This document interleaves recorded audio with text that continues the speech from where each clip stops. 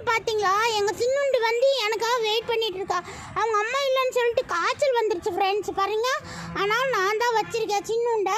அதனால் ஒன்றும் ஃபீல் பண்ணாதீங்க சரியா? இங்கே சின்னுண்டு பார்த்தீங்களா எவ்வளோ அழகாக இருக்கேன்னு சொல்லிட்டு ஃப்ரெண்ட்ஸுக்கு வணக்கம் சொல்லிட்டு தங்கோ.